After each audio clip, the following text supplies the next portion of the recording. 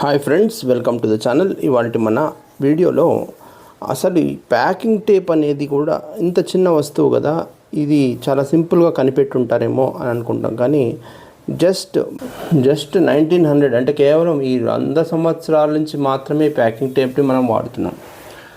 అంతకుముందు మరి packing tape లేదా, ఎలా వాడేవారు అనేది ఏంటి అనేది కథలో చూద్దాం. ఒకానొక కాలంలో, అంటే సరిగ్గా 1902 1902 సంవత్సరంలో అమెరికాలోని మిన్నెసోటా రాష్ట్రంలో 5 వ్యాపారులు ఒక కలగన్నారు. భూమిలో దొరికే కొరుండం అనే ఖనిజం ఇండస్ట్రియల్ శాండ్ పేపర్గా తయారు చేసి ధనవంతులు అవ్వచ్చు అని ఆశపడ్డారు. కానీ వారికి ఎదురు చూసింది పెద్ద షాక్. వారు తవ్విన గనుల్లో కొరండం అసలు లేదు, కేవలం పనికిరాని రాళ్ళు మాత్రమే ఉన్నాయి. కంపెనీ దివాలా తీసే పరిస్థితికి చేరుకుంది. ఆ కష్టకాలంలో, అంటే 1923 సంవత్సరంలో 20 ఏళ్ల తర్వాత కంపెనీ 24 ఏళ్ల కుర్రాడిని ఉద్యోగంలోకి తీసుకొని, అతని పేరే రిచర్డ్ డ్రూ. ఒకప్పుడు బ్యాంకు వాయించేవాడు ఆ కుర్రాడు. కంపెనీ తయారు చేసే శాండ్ పేపర్లను ఆటోమొబైల్ షాపులకు డెలివరీ చేసే చిన్న ఉద్యోగిగా ప్రయాణం మొదలుపెట్టాడు. అప్పట్లో 1925 సంవత్సరంలో కార్లకు 2 రంగుల పెయింట్లు ఉండేవి.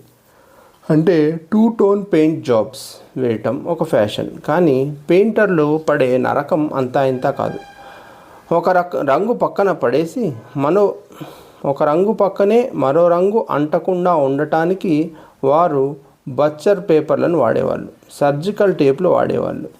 ఆ టేప్లను తీసేసేటప్పుడు కింద ఉన్న పెయింట్ కూడా ఊడి వచ్చేది, లేదా అంటుకునే పదార్థం గోడలకు అలాగే ఉండిపోయి పెయింటర్లు తలలు పట్టుకునేవాళ్ళు. కోపంతో ఊగిపోతున్న ఆ పెయింటర్లను చూసి రిచర్డ్ డ్రూ ఒక సాహసోపేతమైన మాటిచ్చాడు. నేను మీ సమస్యను తీర్చే టేప్ను తయారు చేస్తాను అని. ఎవరికీ తెలియకుండా రహస్యంగా ప్రయోగశాలలో గ్లిజరిన్ కలిపి ఒక రకమైన కాగితపు టేప్ను తయారు చేశాడు. ఖర్చు తగ్గించాలనే ఉద్దేశంతో 3M కంపెనీ పెద్దలు ఆ టేప్ అంచులకు మాత్రమే గ్లూలు పూశారు. ఆ టేప్ను టెస్ట్ చేయడానికి ఒక పెయింటర్కి ఇస్తే అది కాస్త క్షణాల్లో ఊడిపోయింది. దాంతో ఆ పెయింటర్ తీవ్ర ఆగ్రహంతో ఈ టేప్ని పట్టుకెళ్ళి నీ స్కాచ్లో యజమానులకు ఇవ్వు, సరిగ్గా గ్లూ రాయమను అని తిట్టాడు. ఆనాటి అవమానమే ప్రపంచాన్ని ఏలే స్కాచ్ బ్రాండ్ పేరుకు దారితీసింది. కాలం మారుతున్న కొద్దీ 1930 సంవత్సరంలో డ్యూపాంట్ అనే సంస్థ సెల్లోఫేన్ అనే పారదర్శక ప్యాకింగ్ పేపర్ను కనిపెట్టింది. కానీ దాన్ని అంటించడానికి సరైన పద్ధతి లేదు. రిచర్డ్ డ్రూ మళ్ళీ రంగంలోకి దిగి ఎన్నో ఇబ్బందులను ఎదుర్కొని పారదర్శకమైన సెల్లోఫేన్ టేప్ను కనిపెట్టాడు. అదే సమయంలో ప్రపంచాన్ని మహామాంద్యం, గ్రేట్ డిప్రెషన్ కుదిపివేస్తున్న సమయం అది. ప్రజల దగ్గర డబ్బులు లేక చెరిగిన బట్టలు,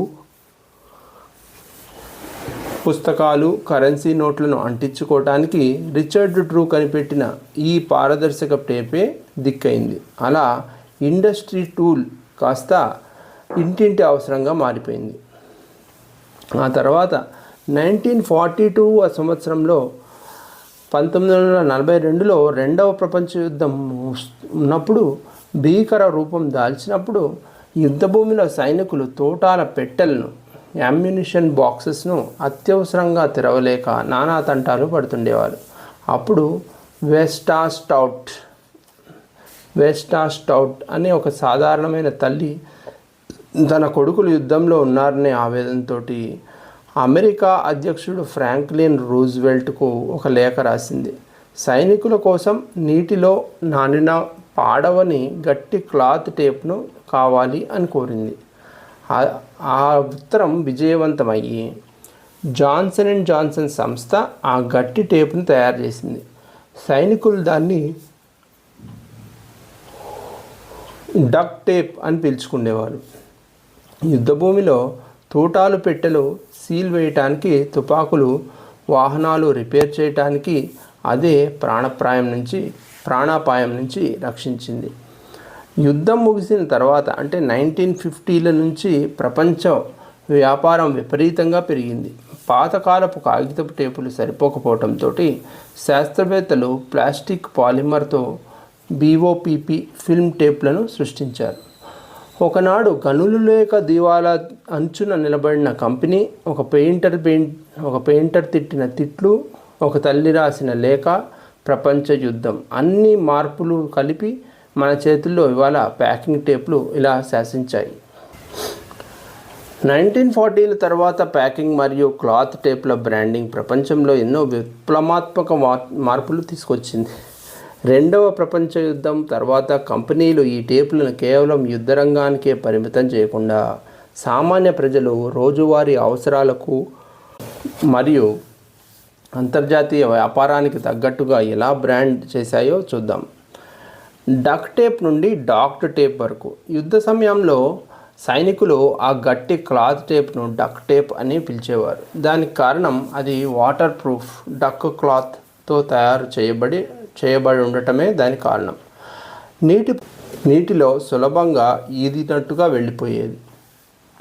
అయితే యుద్ధం ముగిసిన తర్వాత 1950ల్లో ఇళ్ల నిర్మాణ రంగం, ప్లంబింగ్ అండ్ HVAC బాగా పుంజుకున్న తర్వాత ప్లంబర్లు మరియు కార్మికులు గొట్టాలను, లీకేజీలను అంటించడానికి ఈ టేప్లను విరివిగా వాడటం మొదలుపెట్టారు. ఈ టేప్లు గొట్టాలకు డక్టులు ఎక్కువగా వాడటం ప్రారంభం కావడంతో ప్రజలు దీన్ని డక్ట్ టేప్ నుంచి డక్ట్ టేప్గా పిలవటం మొదలుపెట్టారు. ఈ ఉచ్చారణ మార్పే కాలక్రమాన దాని బ్రాండ్ గుర్తింపుగా మార్చేసింది. మిలిటరీ గ్రీన్ నుండి మెరిసే సిల్వర్ రంగు బ్రాండ్. యుద్ధ సమయంలో ఎక్కువగా సైనిక అవసరాల కోసం కంపెనీలు దీన్ని ఆకుపచ్చ లేకపోతే ముదురాకుపచ్చ, ఆలివ్ డ్రాప్ రంగులో ఉండేవి. కానీ 1950ల తర్వాత జాన్సన్ మరియు మ్యాంకో, తర్వాత హెంకెల్ సంస్థ కంపెనీలు దీన్ని పౌర మార్కెట్లోకి తెచ్చినప్పుడు దీన్ని ప్రత్యేకమైన సిల్వర్, వెండి రంగును అద్దాయి. ఈ మెరిసే సిల్వర్ లుక్కే ఆ టేప్కు ఒక ప్రత్యేకమైన ఐకానిక్ బ్రాండ్గా మార్చింది. ప్రతి ఇంటిలో ఉండాల్సిన ఒక ఆపద్బాంధవుడు, ఫిక్స్ ఇట్ ఆల్ టూల్ అనే ట్యాగ్లైన్ తోటి మార్కెట్ చేశారు. స్క్రాచ్ బ్రాండ్ యొక్క అసాధారణ విస్తరణ. రిచర్డ్ డ్రూ కనిపెట్టిన స్కాచ్ టేప్ బ్రాండ్ 1940ల నాటికి అమెరికా ఇంటింటి పేరుగా మారిపోయింది. 3M కంపెనీ దీన్ని మరింత శక్తివంతమైన బ్రాండ్గా మార్చడానికి రకరకాలుగా విస్తరించింది. Scotch cell phone tape. Gift ప్యాకింగ్లో, ఆఫీస్ పనుల కోసం దీన్ని వాడటం మొదలుపెట్టారు. అదండి వాటి కథ. నెక్స్ట్ ఇంకో ఎపిసోడ్లో మరో ఇంట్రెస్టింగ్ స్టోరీ తోటి మళ్ళీ కలుద్దాం. అప్పటివరకు సైనింగ్ ఆఫ్, హరీష్.